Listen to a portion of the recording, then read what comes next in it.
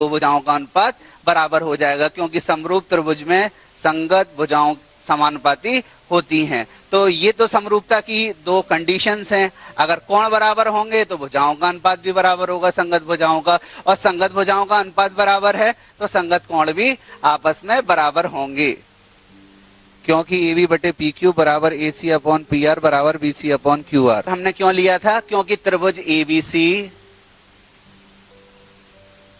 समरूप था त्रिभुज पी क्यू आर के, ये तो इस वजह से हमने ले लिया। और A M upon P N, A B upon P Q, A M upon Q N क्या क्यों लिया हमने? क्योंकि हमने ये सिद्ध किया कि त्रिभुज ए बी एम समरूप है त्रिभुज पी क्यू एन के।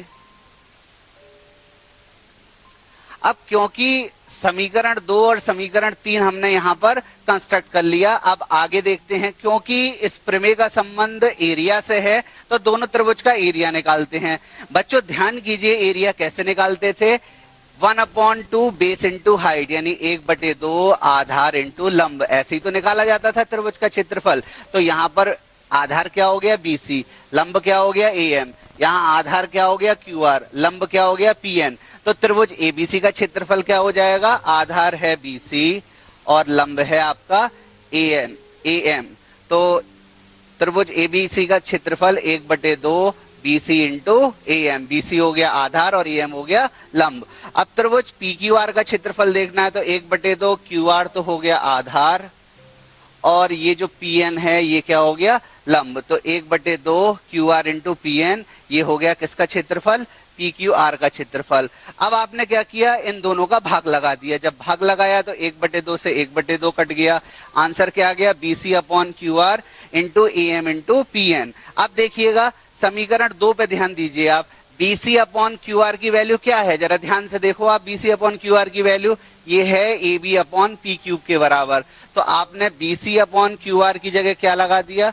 इसकी जगह आपने लगा दिया AB अपॉन P क्यूब लगा दिया। इसके बाद AM अपॉन PN की वैल्यू जरा ध्यान से देखिए किसके बराबर है? ये भी किसके बराबर है? AB अपॉन P क्यूब के। तो इसकी भी जगह भी आपने क्या लगा दिया?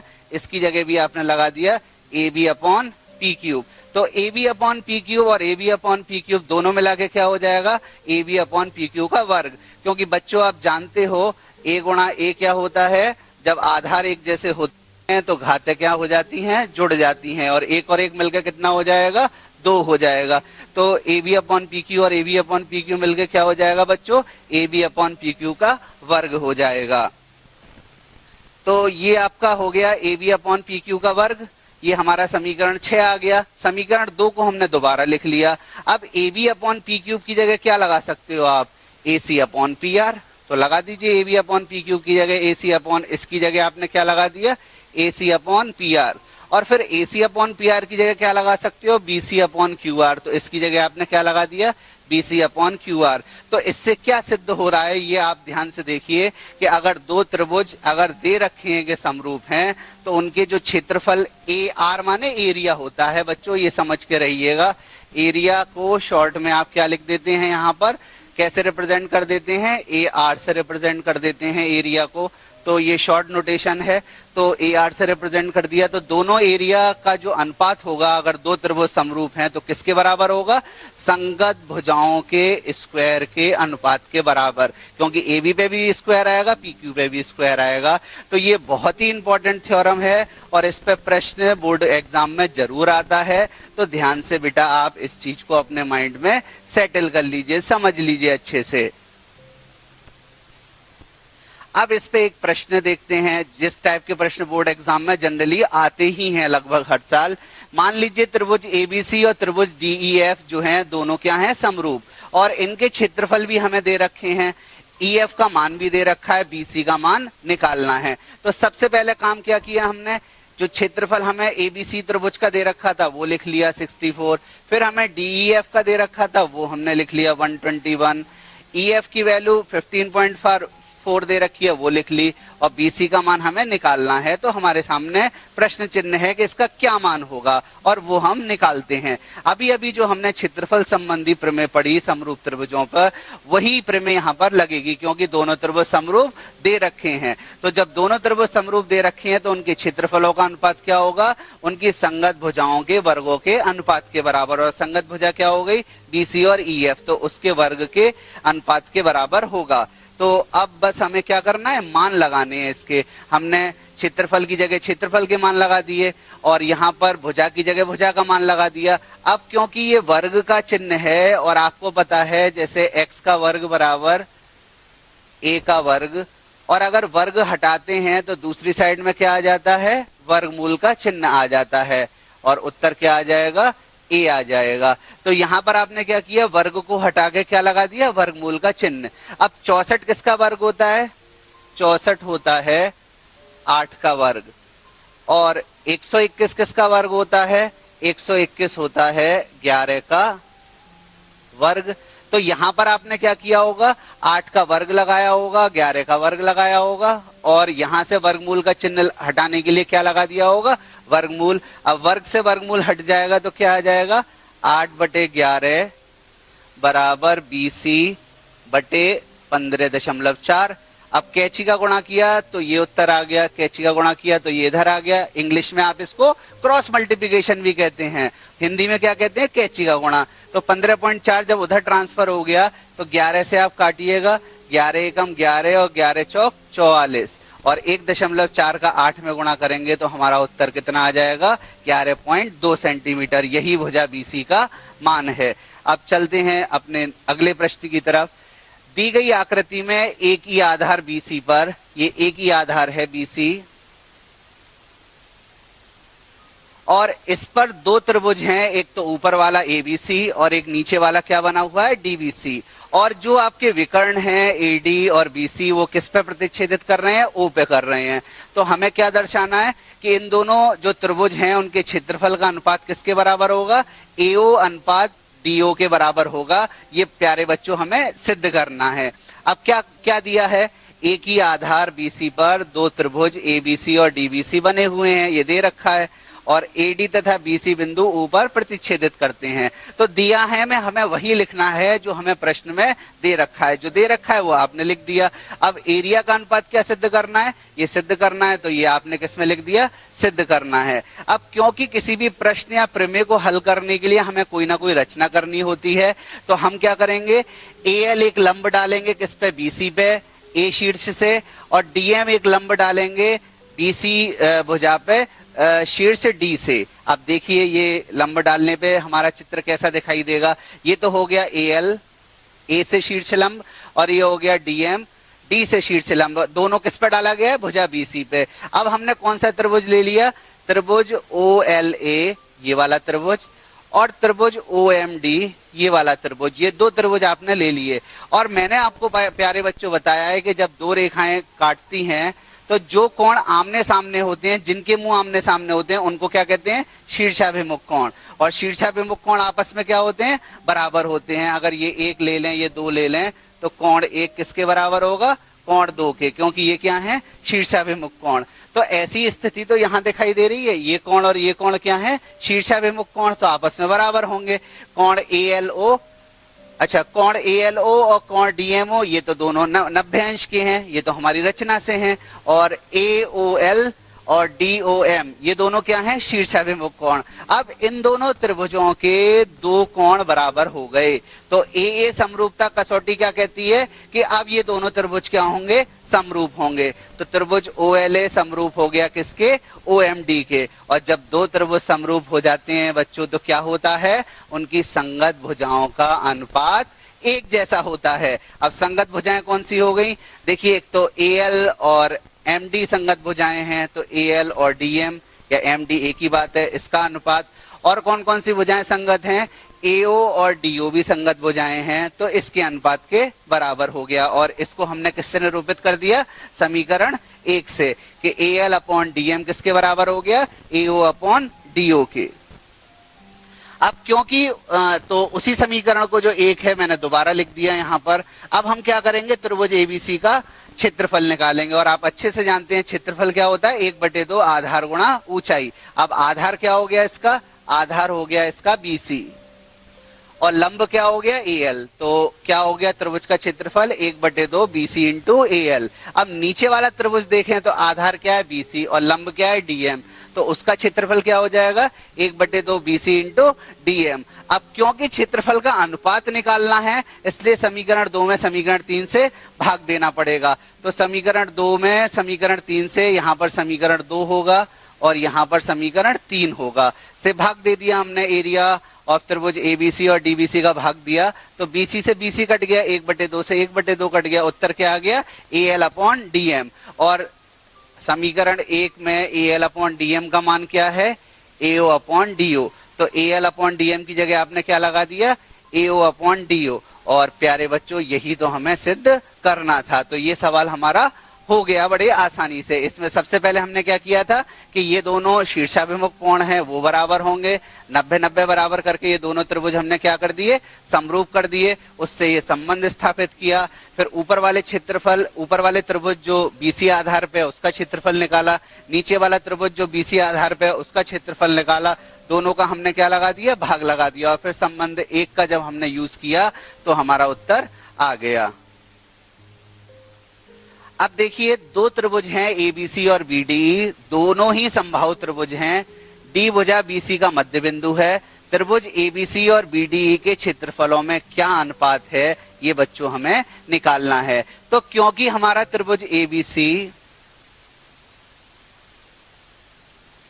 समबाहु त्रिभुज है और जैसा कि नाम से जो है प्रदर्शित हो रहा है समबाहु, यानी जिसकी सारी बाहु बराबर हो, यानी सारी बाजुएं बराबर हो या सारी भुजाएं बराबर हो, वही क्या कहलाता है समबाहु त्रिभुज कहलाता है। तो यहाँ पर इसकी भुजाएं हमने क्या मान ली A, तीनों भुजा हमने A मान ली। तो AB बराबर BC बराबर C है क्योंकि समबाहु त्रिभुज है और तीनों भुजाओं को हमने क्या मान लिया A मान लिया।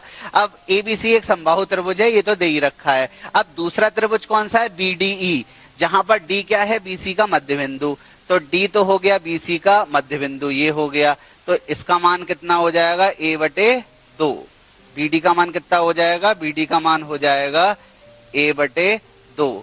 अब मान लीजिए E बिंदु कहीं और है तो आपका त्रिभुज कौन सा हो गया, ये हो गया BDE। इसकी भी तीनों भुजाएं बराबर हैं और ये भी तीनों भुजाएं आपस में बराबर हैं। तो दोनों ही त्रिभुज क्या हैं समबाहु त्रिभुज हैं। अब क्योंकि दोनों समबाहु त्रिभुज है और बच्चों हम जानते हैं कि दो समबाहु त्रिभुज आपस में क्या होते हैं समरूप। याद रखिएगा समबाहु, एक कोई समबाहु त्रिभुज किसी दूसरे समबाहु त्रिभुज के हमेशा ही समरूप होता है, हमेशा। इसमें सिद्ध करने की कोई जरूरत नहीं होती क्योंकि समबाहु त्रिभुज के तीनों कोण 60 अंश होते हैं। इसके ऊपर वाले त्रिभुज के भी तीनों कोण 60 होंगे, नीचे वाले त्रिभुज के भी तीनों कोण 60 होंगे। जब दोनों त्रिभुज के तीनों कोण 60 होंगे तो दोनों त्रिभुज क्या हो गए समरूप हो गए। अब समरूप हो गए तो क्या करना है हमें, फिर क्षेत्रफल संबंधी प्रमेय लगानी है क्योंकि हमें क्या करना है त्रिभुज ABC और BDE के क्षेत्रफलों में क्या अनुपात है यही तो ज्ञात करना है। और अनुपात ज्ञात करने के लिए हम क्या करेंगे क्षेत्रफल संबंधी प्रमेय को अप्लाई करेंगे। तो चलिए करते हैं apply. Area of triangle ABC, area of triangle BDE किसके बराबर हो जाएगा, करस्पॉन्डिंग साइड्स के वर्ग के अनुपात के बराबर। यानी पहले आप भुजाओं का वर्ग निकालिए फिर उसका अनुपात निकालिए तो त्रिभुज के क्षेत्रफलों का अनुपात आएगा। ये कौन कहता है, समरूप त्रिभुजों के क्षेत्रफल की प्रमेय से, जो कि आज हमने सिद्ध भी की है। तो लगाते हैं मान। AB का मान हमने क्या निकाला था A, तो हमने लगा दिया A। और BD का मान क्या था A/2, तो वो हमने लगा दिया। अब 1 का वर्ग 1 होता है, 2 का वर्ग 4, क्योंकि 2 के वर्ग को क्या लिख सकते हैं आप 2 गुणा 2 और 2 गुणा 2 क्या होता है 4 होता है। तो आपने क्या लगा दिया यहाँ 4 और ये A का वर्ग हो गया।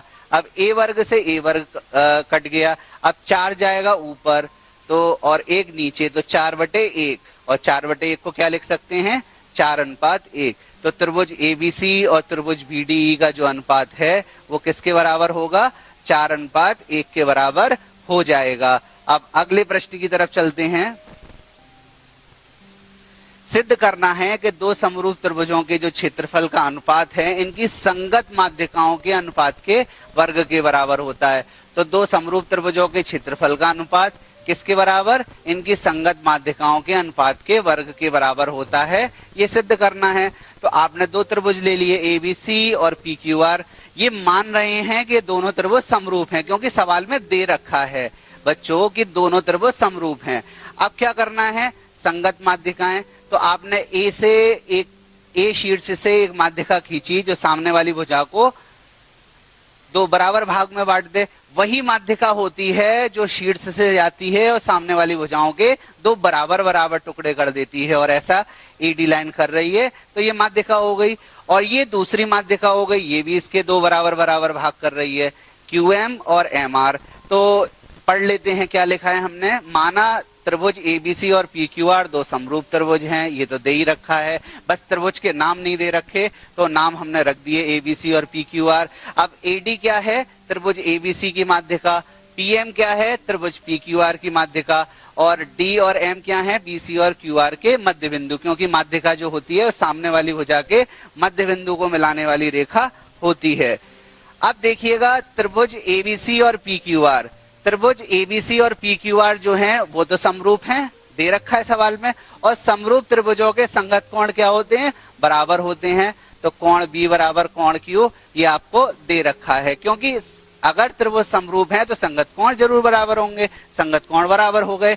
इसके बाद संगत भुजाएं समानुपाती होती है, जो AB का अनुपात AB और PQ संगत भुजा है, BC और QR संगत भुजा है, तो BC और QR का अनुपात जो होगा वो AB और PQ के अनुपात के बराबर होगा। अब एक चीज देखिए, जब D इसका मध्य बिंदु है तो अगर ये X होगा और ये भी X होगा, जब ही तो ये मध्य बिंदु होगा D, तो इसका मतलब जो है BC जो है वो क्या हो जाएगा 2x, और x की जगह आप क्या लगा सकते हैं BD, तो BC का मान किसके बराबर हो जाएगा 2BD के बराबर। ऐसे ही ये हमने मान लिया y और ये भी हमने क्या मान लिया y, तो इसका मतलब क्या हो गया QR बराबर 2y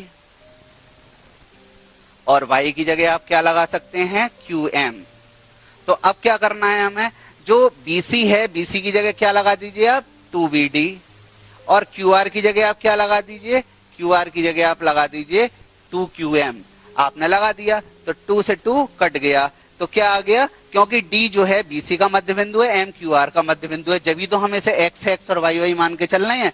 तो क्या उत्तर आ गया, AB upon PQ equals to BD upon QM। ये हमारा समीकरण 2 बन गया। अब आप कौन से त्रिभुज में लेंगे, ABD इस वाले त्रिभुज में, यानी माध्यिका के लेफ्ट साइड में जो त्रिभुज आ रहा है, बाईं तरफ जो त्रिभुज आ रहा है, और इस माध्यिका की जो बाईं तरफ त्रिभुज आ रहा है उनमें आप क्या करेंगे, फिर दोबारा कंसीडर कर रहे हैं। तो बी एंगल तो बराबर हो गया ABD बराबर PQM, ये तो हम पहले ही सिद्ध कर चुके हैं समीकरण 1 से, क्योंकि कोण B बराबर है ABC PQR के क्या है, समरूप हैं। अब AB बराबर PQ BD अपॉन QM ये तो हमने सिद्ध कर दिया था समीकरण 2 से, और ये कोण आपके बराबर है ही है, कोण B बराबर कोण Q। इससे क्या सिद्ध हो गया, माध्यिका के लेफ्ट साइड में जो त्रिभुज हैं वो दोनों क्या हो गए, समरूप हो गए। किस कसौटी से, SAS, क्योंकि एक कोण बराबर है और उस कोण को बनाने वाली भुजाओं का अनुपात भी एक जैसा है। तो त्रिभुज ABC और त्रिभुज PQR का जो क्षेत्रफल है वो किसके बराबर हो गया, AB square upon PQ square के बराबर होता है। ये हमने किससे सिद्ध किया था, ये तो हमारी जो क्षेत्रफल संबंधी समरूपता त्रिभुज के लिए प्रमेय थी कि क्षेत्रफल का अनुपात संगत भुजाओं के वर्ग के अनुपात के बराबर होता है। और इसको आप क्या लिख सकते हैं, AB बटे PQ का वर्ग, और AB बटे PQ की जगह आपने क्या लगा दिया, AD अपॉन PM लगा दिया, तो क्या हो जाएगा AD अपॉन PM, किससे, जो हम पहले से ही संबंध निकाल चुके हैं, किससे, समीकरण 3 से। तो उत्तर क्या आ गया, area of triangle ABC upon area of triangle PQR equals to AD square upon PM square, यानी दो त्रिभुज के जो क्षेत्रफलों का अनुपात है वो उनकी संगत माध्यिकाओं के वर्ग के अनुपात के बराबर हो गया यहाँ पर। अब एक प्रश्न और है कि हमें सिद्ध करना है कि वर्ग की किसी भुजा पर बनाए गए समबाहु त्रिभुज का क्षेत्रफल उसी वर्ग के विकर्ण पे बनाए गए समबाहु त्रिभुज के क्षेत्रफल का आधा होता है। ये वर्ग है, मान लीजिए इसकी भुजा सारी क्या है, ए है। तो एक तो त्रिभुज आपका क्या हो गया, ऊपर वाला त्रिभुज जिसकी भुजाएं ए है, और एक हो गया ये वाला त्रिभुज जिसकी भुजाएं क्या हो जाएंगी, a√2, क्योंकि जो विकर्ण होता है वो क्या होता है, a√2, तो ये a√2 हो जाएगा। आपको पता है कि वर्ग का विकर्ण क्या होता है, a√2। अब देखिएगा कि ये दोनों ही समबाहु त्रिभुज हैं, PDC भी समबाहु त्रिभुज है और CAQ भी समबाहु त्रिभुज है, और समबाहु त्रिभुज आपस में क्या होते हैं, समरूप होते हैं। तो दोनों त्रिभुज के क्षेत्रफलों का जब हमें अनुपात निकालना है तो संगत भुजाओं के वर्गों के अनुपात के बराबर हो जाएगा, CD का वर्ग और AC का वर्ग। अब CD क्या है, CD तो है आपकी वर्ग की भुजा जिसकी माप किसके बराबर है, A के बराबर, तो A वर्ग हो गया, और AC क्या है आपका a√2, तो नीचे आ गया a√2 का वर्ग। और √2 अगर a पे अंडर लगाया है और वर्ग लगाया तो उत्तर किसके बराबर आ जाएगा, a के, क्योंकि वर्गमूल से वर्ग हट जाता है, a² से a² कट जाएगा, तो उत्तर क्या आ जाएगा, 1/2। तो इससे क्या सिद्ध हो जाएगा कि जो विकर्ण पे बना हुआ जो आपका त्रिभुज है, समबाहु त्रिभुज, उसका क्षेत्रफल का आधा जो होगा वो वर्ग की जो भुजा पे बना हुआ समबाहु त्रिभुज का क्षेत्रफल है वो हो जाएगा। यानी कि विकर्ण पे बने हुए समबाहु त्रिभुज का क्षेत्रफल आधा हो जाएगा भुजा पे बने हुए समबाहु त्रिभुज के क्षेत्रफल से। तो प्यारे बच्चों, आपने ये जो समरूप त्रिभुज संबंधी जो प्रमेय पढ़ी, बहुत अच्छे से आपको समझ में आई होगी, मैं विश्वास करता हूं। अब इस पे ये जो अभ्यास प्रश्न है ये करिएगा, आप ये प्रमेय रिवाइज करिएगा घर जाके, और जो प्रश्न मैंने कराए उन प्रश्नों को करने के बाद फिर इन प्रश्नों को करिएगा, और स्पेशली एनसीईआरटी की 6.4 एक्सरसाइज जरूर हल कर लीजिएगा। धन्यवाद।